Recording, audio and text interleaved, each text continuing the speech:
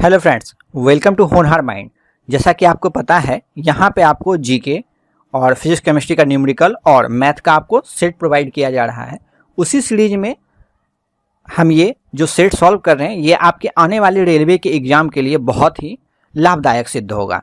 देखिए, उसी जो कि हम सेट सॉल्व कर रहे हैं उसी सीरीज में ये जो आज का सेट है, ये है आपका 26 अप्रैल 2016 का एनटीपीसी का सेकेंड शिफ्ट का क्वेश्चन। और इस सेट में टोटल अभी हम लोग 10 सवालों को सॉल्व करेंगे और उसे हर तरीके से देखेंगे। चलिए देखते हैं कि पहला सवाल क्या है। इससे पहले का यदि आपने वीडियो नहीं देखा है तो ऊपर अभी आई बटन नज़र आ रहा होगा, उस पर आप लोग क्लिक कर सकते हैं और वहाँ पे आप लोग उस प्लेलिस्ट पे जा सकते हैं। चलिए तो देखते हैं आज का पहला सवाल। पहला सवाल है कि जोशी एक बस 15% की हानि पर। देखिए, सबसे पहले जैसे प्रतिशत का मान आया, एक 100 लिखेंगे, मान लेंगे ये बेस है, मतलब क्रयमूल्य है। 15% हानि, तो इसमें 15 घटाएंगे, 85 बेचता है, लेकिन 15% की हानि पे कितना बेचता है? 5100 रुपये में बेचता है। लेकिन 85 मतलब कि या तो 85% में बेचता है या कितना है? 5100 को ही तो वो 85% बता रहा है। तो बोल रहा है उसे 15% लाभ पाने के लिए, तो 100 उसका क्रय मूल्य था, 15% का लाभ कमाना होगा तो वो कितने पे बेचेगा? तो 115% पे कि तो पाने के लिए उसे बस को किस कीमत पर बेचना चाहिए। देखिए, 5100 किसका मान है? 85 का। हम लोग को निकालना किसका है? 115 का। चलिए काटते हैं। देखिए, 17 से 5 बार में 17 पचे 85 और 17 से 3 बार में 17 तिया 51 00। 5 से देखिए ये हो जाएगा 5 दूनी 10, 5 तिया 15 और 23 तिया 69 और 00, मतलब कौन सा आंसर हो जाएगा? Option D. आते हैं अगले सवाल पे। अगला सवाल है, यदि चिन्ह देखिए प्लस और गुना तथा 3 और 2 को परस्पर बदल दे तो निम्नलिखित में से कौन सा विकल्प सही होगा। तो चलिए देखते हैं। इसमें तो हमें सभी सॉल्व करना पड़ेगा और इससे पहले वाले वीडियो में पहले वाले वीडियो में सेम ऐसा सवाल को हम लोगों ने सॉल्व किया है। तो ये सवाल भी मैं आपके लिए छोड़ता हूं, इसका उत्तर आप लोग दीजिएगा कमेंट बॉक्स में। इसका आंसर आप लोग जरूर कमेंट कीजिएगा यदि आप सीरियस स्टूडेंट हैं तो। चलिए देखते हैं तीसरा सवाल। तीसरा सवाल है कि 288 रुपए को 2, 3, 5 और 6 के अनुपात में विभाजित किया जाए तो रुपए में उसके संबंधित अनुपात कितने होंगे। तो एक बात बताइए कि मान लेते हैं किसी को, आपके पास 4 दोस्त हैं, आप एक को आपने 2 रुपए दिए, एक को 3 रुपए दिए, एक को 5 रुपए दिए, एक को 6 रुपए दिए और आपके पास पैसे खत्म हो गए। तो टोटल आपके पास कितने रुपए थे? तो आप बोलेगा ये जो दिए हैं यही तो था मेरे पास, मतलब 6, 5, 11, 3, 14, 2, 16। तो ऐसे लिख सकते हैं। देखिए, ये अनुपात में दिया हुआ तो यहाँ पे x लिख देते हैं सब में, अनुपात हटाने के लिए। तो इसको जोड़ देंगे तो कितना हो जाएगा? तो 16x। लेकिन क्या बोल रहा है कि ये 16x इसी अनुपात में कितना को बांटना है? तो 288 रुपए को। ठीक, ये तो मान लेते हैं इतना था, लेकिन आपके पास 288 रुपए था, तो उसको ऐसे बांटने के लिए कितना? तो आप बोलिएगा 16x जो आप बता रहे हैं ना, वो एक्चुअली में कितना है? 288 रुपए। तो x का मान निकालिए। देखिए, 16 से काटेंगे, 1 16 बार में 16 बचता है कितना? 12 और 8, 16 8 28 से, मतलब x बराबर 18। तो अब देखते हैं क्या था हमारा। एक था 2x, एक था 3x, एक था 5x और एक था हमारा 6x। तो देखिए 18 से सब में मल्टीप्लाई कर देते हैं। तो 18 गुना 2 36, 18 तिया 54, 18 पचे 90 और 18 छक 108। 36, 54, 90, 108। 36, 54, 90, 108, ऑप्शन सी। चलिए आते हैं अगले सवाल पे। अगला सवाल है, एक वस्तु को 2% तथा 16% के लाभ में बेचने पर विक्रय मूल्य में 3 रुपए का अंतर है। तो दोनों विक्रय मूल्यों का अनुपात कितना होगा। देखिए, 2016 में जो एनटीपीसी आया था, इस तरह के सवाल आपको हर सेट में लगभग देखने को मिलेगा। और इसको बनाने का सबसे आसान तरीका, ये 3 रुपए जो भी दिया है या जो भी आगे का मान दिया है, इसको बिल्कुल भूल जाना है। देखिए, ये 2% लाभ है, तो 2% का लाभ कितना होता है? मतलब 102, 100 से 102, 2% लाभ होगा। मतलब बेस हमेशा प्रतिशत में 100, लाभ है 2%, तो 102 और ये 16% है, तो 116। इन दोनों का आप सिर्फ अनुपात निकाल दीजिए बस। तो ये कितना हो जाएगा? 2 पचे 10, 2 51, 2 पचे 10, 2 अठी 16, मतलब 51:58। मतलब ऑप्शन क्या सा हो जाएगा, देखिए ऑप्शन ए। बिल्कुल ये आपका हर जगह काम करेगा।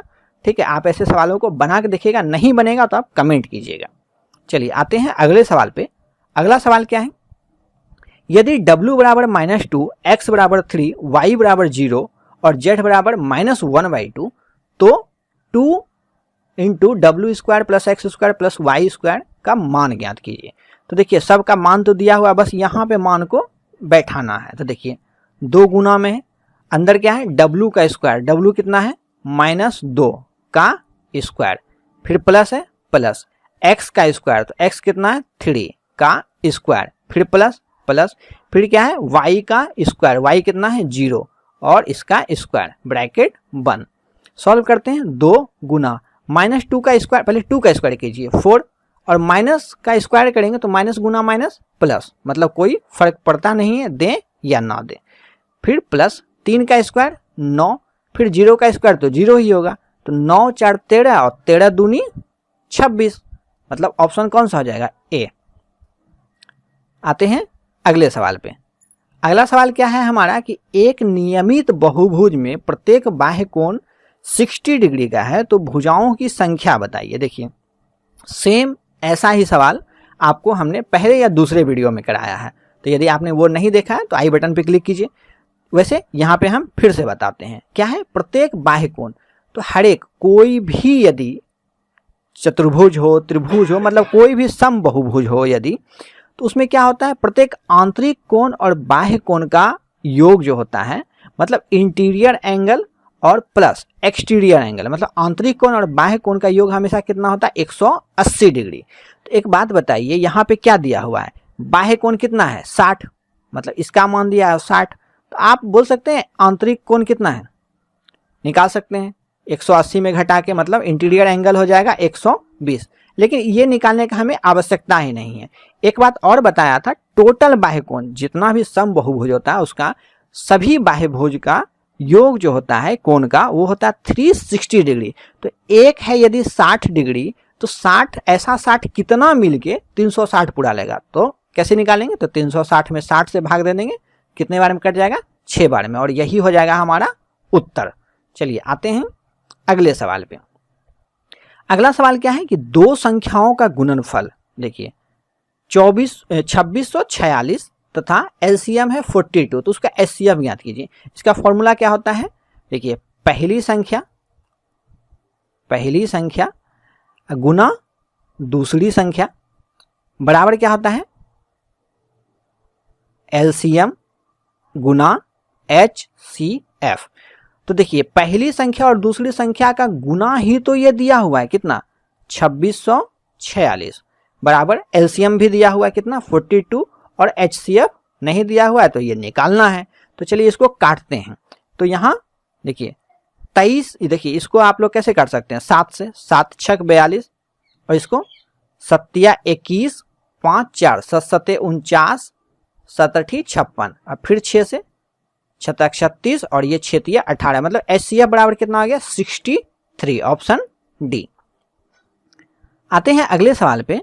अगला सवाल है कि एक घर से 2 वाहन 20 मिनट के अंतराल पर 25 किलोमीटर प्रति घंटा की गति से चलें और घर के विपरीत दिशा से आ रही एक महिला को कितनी अधिक गति से चलना पड़ेगा ताकि 18 मिनट के अंतराल पर वाहन मिल जाए। देखिए इसका आपको कॉन्सेप्ट समझना होगा। मानते हैं यहाँ पे एक घर है, ठीक, और यहाँ से 2 वाहन निकले, ठीक, यहाँ से 2 वाहन निकले, लेकिन ये जो पहला वाहन निकला ये निकला था मान लेते हैं कि 9 बजे, लेकिन यहीं से एक दूसरा भी वाहन निकला था, वो निकला था 9:20 में। और देखिए यदि इन दोनों का चाल, देखिए चाल के बारे में कुछ नहीं बोल रहा है, मतलब कि देखिए चाल के बारे में, वाहन का चाल कितना दिया है 25, मतलब दोनों का जो चाल है वो 25 ही है। तो यदि घर से कुछ दूरी पे मान लेते हैं एक महिला ही थी, महिला को ही मान लेते हैं, तो वो यदि वहां पे खड़ी है, ठीक, बिल्कुल खड़ी है, कहीं चल नहीं रही है, तो उसको भी वो गाड़ी कितने देर बाद मिलेगी, तो आप बोलिएगा 20 मिनट बाद ही मिलेगी, क्योंकि 20 मिनट के अंतराल पे निकली थी और उन दोनों का क्या था चाल भी समान था। लेकिन सवाल क्या पूछ रहा है कि ये घर की दिशा में आ रही है महिला, इसे कितना चाल से चलना पड़ेगा जो गाड़ी का जो मिलने का अंतराल है वो 20 मिनट से घट के कितना हो जाए, 18 मिनट। ठीक, तो इन सवाल को कैसे सॉल्व करेंगे, तो देखिए इसके लिए आपको क्या करना होगा कि देखिए पहली गाड़ी जो है वो 20 मिनट में कितनी दूरी तय करेगी। देखिए चाल है, दूरी कैसे निकलता है, दूरी निकलता है चाल गुना समय। तो चाल कितना है, तो 25 किलोमीटर प्रति घंटा, और समय कितना है 20 मिनट। मिनट को घंटा बदलने के लिए 60 से भाग देंगे तो क्या हो जाएगा 25/3। तो देखिए ये हो गया इसका डिस्टेंस। तो अब मान लेते हैं महिला की गति जो है, महिला की गति वो किसी चाल से चल रही है। तो मान लेते हैं कि x किलोमीटर प्रति घंटा की चाल से चल रही है। तो देखिए सेम मतलब कि देखिए गति जुड़ता कब है कि ये गाड़ी जो आ रहा था इसका गति और ये इधर से आ रही है, मतलब दोनों विपरीत दिशा में जब चाल रहता है तो वो क्या होता है, जुड़ जाता है। तो मतलब ये 25 था और यदि ये भी x किलोमीटर प्रति घंटा जुट जाए तो वो 20 मिनट का जो अंतराल है वो घट के कितना आ जाना चाहिए, 18 मिनट पे। तो मान लेते हैं कि इसका चाल कितना है x किलोमीटर और गाड़ी का तो पता ही है 25 किलोमीटर प्रति घंटा। ठीक, तो आप ऐसे लिख सकते हैं कि देखिए 25/3 यही दूरी निकालना है। इसको लेकिन किस चाल से हम लोग कवर करेंगे, तो आप बोलेगा ये हुआ गाड़ी का चाल प्लस महिला का चाल। ठीक, और इसको समय मतलब कितने समय में पार करना होगा, तो 18 मिनट में। घंटा में बदलने के लिए 60 से भाग दे देंगे। देखिए तो क्या हो जाएगा, देखिए ये 3 जो है नीचे चला आएगा तो इसको आप ऐसे लिख सकते हैं, 3 को यहाँ से मिटा देते हैं। देखिए यहाँ 25/3। तो अब देखिए 3 से ये कट गया 20। अब इसको काटते हैं 2 से 10, 2 से 9। अब देखिए क्रॉस मल्टीप्लाई कर देते हैं तो ये हो गया 250 गुना 25 नवा 225 प्लस 9x। तो 9x बराबर क्या हो जाएगा, 250 में 225 गया तो 25। तो x बराबर हो जाएगा 25/9, मतलब भाग दे देते हैं तो 9 दूनी 18 और 18 7 25, ये किलोमीटर प्रति घंटा। तो ये महिला की चाल x माने थे और इसी का मान आया है। तो 2.9/7/9, 2.7/9 ऑप्शन सी हो जाएगा हमारा उत्तर। ठीक, आते हैं अगले सवाल पे।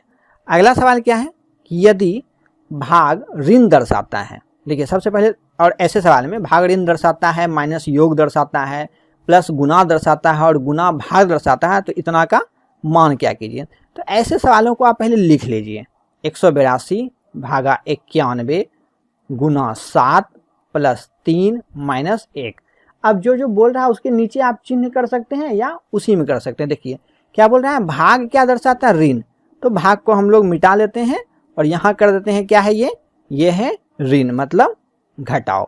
अब देखिए अब बोल रहा है माइनस योग दर्शाता है, तो माइनस को हम लोग क्या करते हैं, मिटा लेते हैं और यहाँ क्या कर देते हैं, जोड़।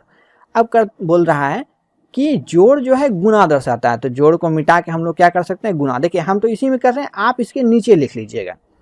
और गुना यदि भाग दर्शाता है, और ये जो गुना है इसको हम लोग कर लेते हैं भाग। अब कर सकते हैं, देखिए सबसे पहले भाग करेंगे तो 91 में 7 से भाग देंगे तो 13 माइनस 182 गुना 3 प्लस 1। तो फिर पहले गुना का 13 39, और देखिए ये प्लस में ये प्लस में, तो कितना हो जाएगा 183 माइनस इतना। तो 183 में से 39 घटाएंगे तो कितना हो जाएगा, 13 में से 9 गया 4, और ये हो गया 7 में से 3 गया 4 और 1, 144। मतलब ऑप्शन कौन सा हो जाएगा हमारा, सी। आते हैं अगले सवाल पे, और ये आज का आखिरी सवाल है। तो अगला सवाल है कि 5 सेंटीमीटर तथा 6 सेंटीमीटर चौड़ाई वाले एक आयत के देखिए विकर्ण की लंबाई सेंटीमीटर में ज्ञात कीजिए। देखिए सबसे पहले तो आप लोगों को ये बिल्कुल ध्यान नहीं देना है कि यहाँ पे लंबाई कम दिया हुआ है और चौड़ाई जो है वो ज़्यादा दिया हुआ है। ये जैसा बोल रहा है हम लोग सिर्फ वैसा ही करेंगे। तो देखिए ये है एक आयत। आयत में क्या बोल रहा है कि ये जो है आयत में एक इसका विकर्ण भी है। देखिए ये विकर्ण हो गया। तो यहाँ पे क्या बोल रहा है कि इसका 5 सेंटीमीटर लंबाई है, मतलब लंबाई है 5 और चौड़ाई दिया हुआ है कितना, 6। तो ये भी 6 और ये भी 5, सामने का इसमें बराबर होता है आयत में।